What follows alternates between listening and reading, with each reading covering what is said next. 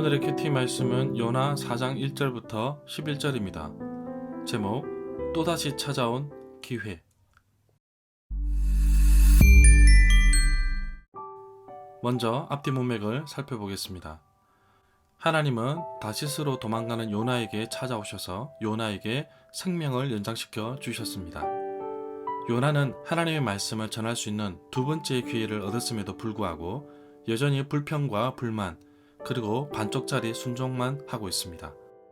요나의 솔직한 심정은 니느웨가 망했으면 하는 것인데 4장에 그 표현이 잘 나타나 있습니다. 비록 4장밖에 없는 요나서이지만 그 내용의 깊이는 상당합니다. 요나는 니느웨가 망하는 것을 기대하며 끝까지 포기하지 않습니다. 그러나 하나님은 니느웨가 회개하며 돌아오기를 기다리시며 끝까지 포기하지 않으셨습니다. 요나서의 끝은 여호와께서 얼마나 긍휼을 베푸시는 분이신지 잘 표현하고 있습니다. 문단을 나눠보겠습니다. 1절부터 4절은 불평하는 요나, 5절부터 11절은 박능쿨과 니느웨. 1절에 보면 요나는 하나님께서 니느웨 성읍을 멸망시키지 않는 것에 대해 매우 못마땅하게 여겼습니다. 그리고 매우 화가 났습니다. 요나 3장 10절에서 하나님은 니느웨를 심판하시려는 뜻을 돌이키셔서 재앙을 내리지 않으셨습니다. 그래서 요나는 이 일이 못마땅하게 여겨 화가 났던 것입니다. 요나는 처음부터 하나님이 원하시는 길, 방향, 뜻, 그 반대쪽으로 갔습니다. 2절에 보면 요나가 다시스로 도망갔던 이유를 말해주고 있습니다. 요나가 왜 도망갔는지 짜증을 내며 니느웨로 돌면서 예언했던 이유를 보여주고 있습니다. 요나가 정말 하나님의 말씀을 전하는 사람인지 그 정체성에 대해서 묻고 싶을 정도입니다. 만약 요나의 변명을 듣는다면 요나는 이렇게 말할 것입니다. 니느웨 성읍은 아수르 나라의 수도입니다. 아수르는 잔인하기로 유명하고 또 이스라엘 북왕국을 괴롭히는 나라입니다. 심지어 하나님을 아는 사람도 없고 죄가 가득한 그 나라는 망해야 하는데 왜 그들을 심판하지 않으십니까? 그러나 요나는 하나님의 깊은 뜻을 헤아리지 못했습니다. 하나님의 긍휼하심과 인자하심이 10절부터 11절에 잘 나타나 있습니다. 3절에 보면 큰 물고기 속에서 구원은 하나님께 속하였다고 고백하면서도 요나는 마음에 변덕을 일으킵니다. 생명을 연장해주고 하나님의 사명을 감당할 수 있도록 또다시 기회를 주심에도 불구하고 그는 감사할 줄도 모르고 하나님께 불평을 쏟아내며 심지어 죽여달라고 애원하고 있습니다. 요나는 아직도 정신을 못 차린 것 같습니다. 3절에 보면 내 생명을 거두어 가소서라는 표현이 나옵니다. 열왕기상 19장 4절에서 엘리야가 이와 비슷한 표현을 하였습니다. 자기 자신을 광야로 들어가 하룻길쯤 가서 한 로덴 나무 아래에 앉아서 자기가 죽기를 원하여 이르되 여호와여 넉넉하오니 지금 내 생명을 거두시옵소서. 나는 내 조상들보다 낫지 못하나이다 하고. 열왕기상 19장 4절 말씀입니다. 4절에 보면 여호와께서 요나에게 질문을 하였는데 요나는 답을 하지 않습니다. 왜 답을 하지 않는지 알 수는 없으나 5절의 행동을 보면 여전히 요나는 불평과 불만에 사로잡혀 있는 것을 보게 됩니다. 1절부터 4절 단락 가운데 2절에 보면 비로소 요나가 왜 달아났으며 왜 니느웨에서 짜증을 내며 예언하였는지 그 까닭을 알 수 있습니다. 이 하나님의 사람 요나는 이스라엘의 적인 악한 이방인들은 멸망당해 마땅하다는 자기 종교적 세계관을 버리기보다 죽는 것이 더 쉽겠다고 생각했습니다. 요나는 하나님의 사랑에 대한 이스라엘의 기본 신앙 고백을 거꾸로 하나님께 불평하는 데 쓰면서 그것이 악한 이방인들에게는 절대로 적용될 수는 없다고 합니다. 5절에 보면 내심 자신은 하나님의 명령에 순종했으니 무슨 일이 벌어질 것을 예상하고 성읍 밖에서 기다리고 있습니다. 요나 4장 5절의 내용은 시간상으로 볼 때 3장 4절 뒤에 배치하는 것이 좋습니다. 5절에서는 시간상으로 3장 4절 뒤에 둘만한 내용을 보충하고 있으므로 이 구절은 대각으로 이해하는 것이 더 낫다고 할 수 있습니다. 요나 3장 10절 이후에 요나가 품게 된 불만에서 벗어나게 하시려고 하나님은 박능쿨을 준비하셨는데 이는 3에서 5m까지 빨리 자라고 그림자를 들이우는 큰 잎을 가진 아주까리 나무를 가리킨 듯합니다. 니느웨가 구원을 받는 것을 기뻐하지 않았던 요나가 자기 몸이 조금 편안해지자 심히 기뻐합니다. 그러나 그에게 그늘을 들이워 주었던 잎이 너무 빨리 또 잔인하게 사라지자 요나는 다시 한번 죽고 싶다는 생각에 사로잡힌다고 봅니다.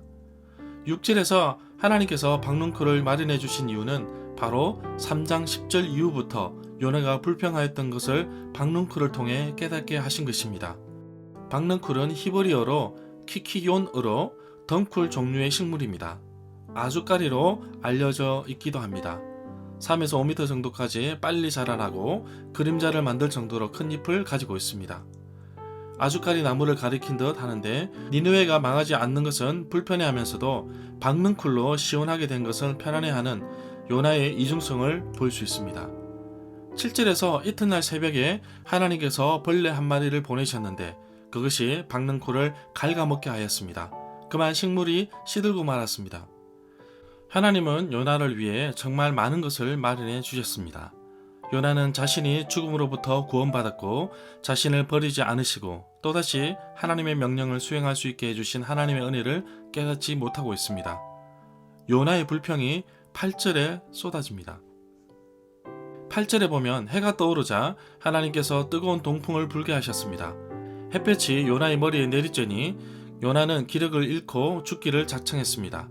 하나님께 이르기를 이렇게 사느니 죽는 것이 더 낫겠습니다 라고 말합니다. 불과 하루 만에 변덕을 일으키는 요나의 모습을 볼 수 있습니다. 모든 주권이 여호와 하나님께 있음을 요나는 알지 못하고 있습니다. 요나가 자신의 삶에서 더 이상 가치를 두지 않으려는 이유는 죄악이 넘쳐나는데도 니느웨를 멸망시키지 않은 것에 대한 불평과 자기에게 늘 그늘이 되어준 박능쿨이 죽어버렸기 때문에 지금 당장 힘들었다고 봅니다. 그런데 박능쿨은 원래 요나의 것이 아니었습니다. 어떻게 보면 요나는 박능쿨에 대해서 불평할 이유도 없습니다. 9절에 보면 솔직히 요나가 화가 매우 난 것은 자신이 하룻길 동안 외쳤던 니느웨가 망하지 않았기 때문입니다. 또한 박능쿨로 인한 분노는 형식에 불과하다고 볼 수 있습니다. 10절부터 11절에서 여호와께서 말씀하시는데 내가 심지도 아니하고 수고도 아니하였고 가꾸지도 아니하였는데 그저 하룻밤 사이에 자라났다가 하룻밤 사이에 죽어버린 이 박능쿨을 아꼈거든.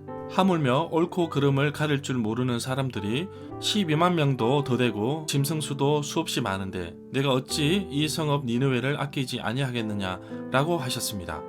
두 구절은 전체 책의 주제를 확정한다고 봅니다. 하나님은 거역하는 선지자, 선원들, 니느웨 백성들, 심지어 짐승에게까지도 자비를 베푸셨습니다.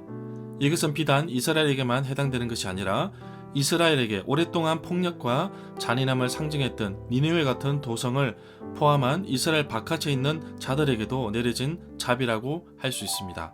11절에서 하물며 옳고 그름을 가릴 줄 모르는 사람들이 12만 명도 더 되고 짐승수도 수없이 많은데 내가 어찌하여 이 큰 성읍 니느웨를 아끼지 아니하겠느냐라고 하셨습니다. 즉 12 곱하기 10,000명은 엄청나게 많은 수를 나타냅니다. 사사기 8장 10절에서도 이러한 표현이 나오는데 이 구절에서 말하고자 하는 것은 하나님께서 회개한 니느웨 백성들을 포기하지 않으시고 그들에게 또다시 기회를 주셨습니다. 자비를 베풀어 주신 것입니다. 절마다 상세한 설명과 구절 해석, 핵심 내용과 중심 줄거리는 네이버 블로그에 올려져 있습니다. 내게 주시는 교훈입니다. 요나서의 주인공은 여호와 하나님이십니다. 비록 하나님을 아는 백성이 없는 성읍이지만 여호와의 명령을 듣고 회개한 니느웨를 용서하셨고 심판을 거두셨습니다. 그러나 요나는 계속해서 불평과 불만을 쏟아내고 있습니다. 하나님의 구원의 방식에 문제가 있다며 따지기도 하였습니다. 오늘날 우리의 모습 속에 정말 요나와 같은 모습이 많음을 보게 됩니다. 우리 주변에는 니느웨 백성 같은 사람들이 정말 많습니다.